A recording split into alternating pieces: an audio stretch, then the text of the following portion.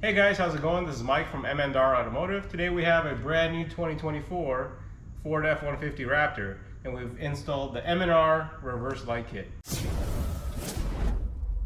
First thing we're going to do is assemble the pods and connect them to the M&R brackets that are going to connect to the truck. So here's the simple brackets that we made for the reverse kit. There is a hole as well as an oval. So the round hole is going to connect the light pod to the bracket, and then the oval is going to connect to the truck. So now let's go ahead and see what you get with the kit. So we have one pod, we have a second pod, we have two cradles, nuts and bolts for mounting hardware. Let me show you how to assemble it. We're going to attach the U cradles to the brackets, and once that's bolted up, we're just going to attach the light to them. It makes it easier that way. So I'm going to go ahead and grab the bracket. We're going to take the larger bolt within the kit. We're going to insert it in the round part of the bracket, not the oval. The oval is the one that goes on the truck. And we are going to mount the cradle to the bracket. So I'm going to hold the bracket with a wrench, and then I'm going to use a socket to turn our bolt. When it's close to it being fully tight, I'm going to align it down the center. So this is almost tight. Release it a little bit. So the way I like to mount it is right down the center of the cradle. So I'm going to hold it, align it with the center, make the U cradle parallel to the bracket, and just tighten it. So we're going to do the same thing with the second bracket. So I'm going to grab the bracket, I'm going to put the nut on the bottom of it, and because these are going to be mirror images, since you have a driver side and passenger, I'm going to go ahead and put the eyelids of the U cradle facing this way.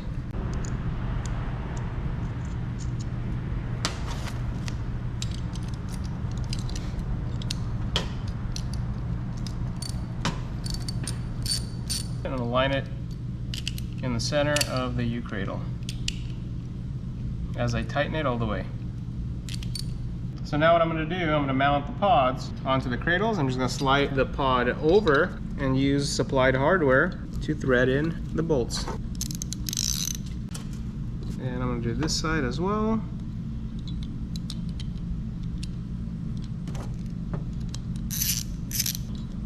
Alright, so this is going to be the passenger side, and it's going to mount to the truck using this opening.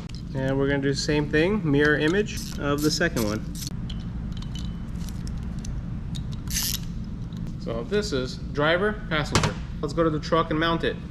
So the bolts that we're going to be using to attach our bracket are these next to the rear tow hooks. So I'm going to go ahead and take out this bolt.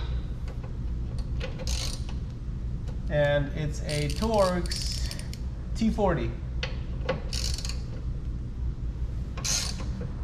I'm going to slide this through the oval part of the M&R bracket, and we're going to reinsert it.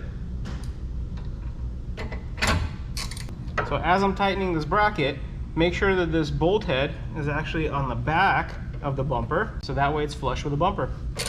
There it is. It's that simple. Alright, so we're going to do the same thing on the driver's side. We're going to remove this bolt. We're going to thread the same bolt through the M&R oval part of the bracket, and we're going to reinsert it. There you have it. So I'm going to go ahead and route this wire from behind, and we're going to go up. I want to make sure that we don't go on the outside, so that way it doesn't get smashed. I want to make sure that it's tucked inside the bumper, so when we're wiring it, it's a good idea to strategize to avoid any type of pinch points.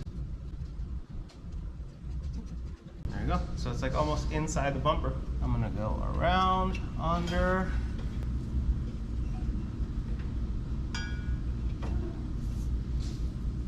So now we get to fuse them together.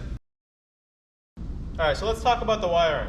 So the lights come with about roughly 3 feet of wire, just enough so that way you can fuse them together. But you're responsible to either one, tap them into your reverse lighting, or connect them to the auxiliary switches.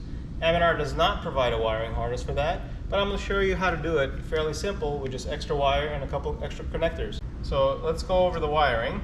So each pod has 3 wires. It has a red wire, which is the powerful white light. It has the white wire, which is the red DRL, and it also has a black wire, which is going to be the ground. So we're going to fuse them together on each side. We're going to go red to red. I'm going to put a crimp connector on it. Apply heat to these crimp connectors. They do become waterproof. So make sure after your installation to put some heat on it so that way it heat shrinks. We're going to combine the two wide cables and put a crimp connector on it. And we're going to connect the two blacks, which is the two grounds. Okay, so the last thing, we're just going to have to extend the white wire and the red wire and ground the black wire somewhere on the chassis of the back of the bumper. So let me show you how it's done. What we're going to do, we're going to start from the front of the truck and we're going to route our wire through the fender. So I noticed that there's an opening here, and if you fish it down the fender, there's an opening here that you can actually use needle nose pliers or your fingers to get the wire out here. Then we're going to follow the frame rail all the way to the back of the truck and connect to our light. It's probably a good idea to have somebody help you fish this down as you're trying to pull it out from underneath the splash guard. Okay, I'm putting it through the hole.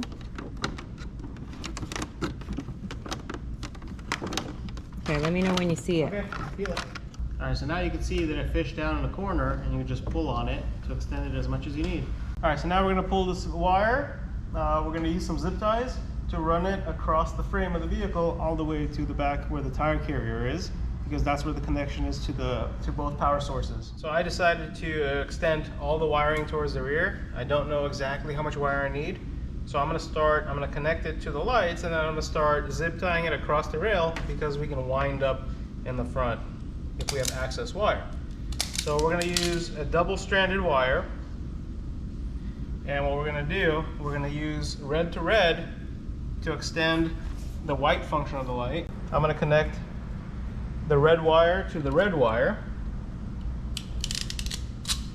And then for the white wire, which is the DRL, which is the red backlighting, I'm actually gonna switch over to black. This is the only type of wire that I have.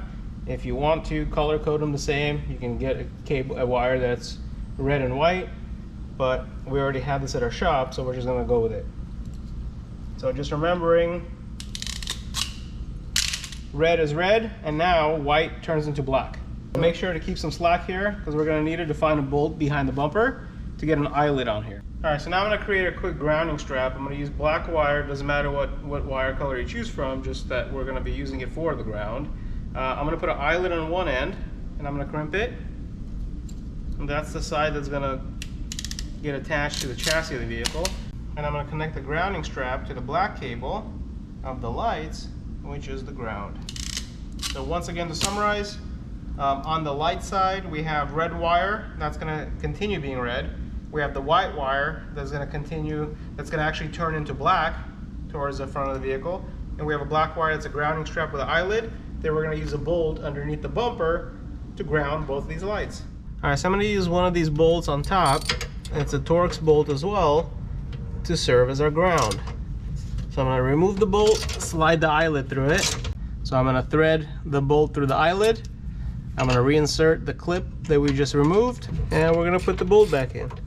All right, now that we got the ground and the two power wires crimped to the lights, let me show you how I ran the wires all the way to the auxiliary switch hookups. So I routed the actual lights through these openings, so that way they're guarded by all this metal, and they meet here together. This is the only wire that's actually a double-stranded wire that I'm extending towards the auxiliary switch hookups, which is in the engine bay next to the battery. So I want to show you how I routed it, and I use zip ties. I went up this frame. Make sure to avoid this exhaust because it gets hot. So I actually zip tied it around the whole exhaust and over the spring and axle setup. So I went over the axle, over the body mount, across the frame with zip ties, across another body mount, and it goes all the way to the front to the fender.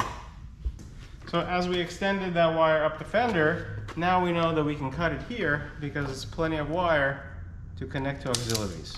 Let's go ahead and take all this access wire out of the way and connect these two power sources to our auxiliary wire. Your Raptor has a total of 6 auxiliary switches, but switch number 1 is used to turn on the factory off-road fog light kits. So we only have switch number 2 to 6 to work with. There is 2 bundles of wires here on the side, and they're all color-coded.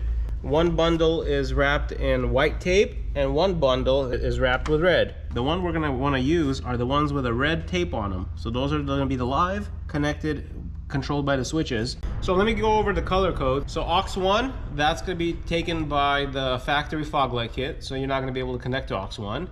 Auxiliary 2, that's going to be the green wire with the brown stripe. Auxiliary 3, that's going to be the yellow wire. Auxiliary 4 is the brown wire. Auxiliary 5 is blue with orange stripe. And auxiliary 6 is going to be yellow with orange stripe.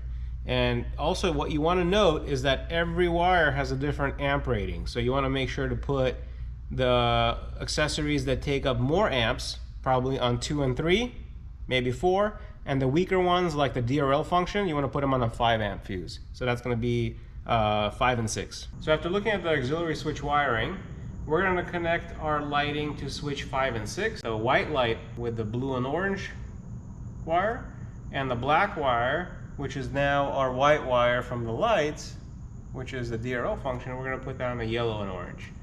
So let me go ahead and find the blue wire with the orange, and we're going to crimp the red wire to it, okay.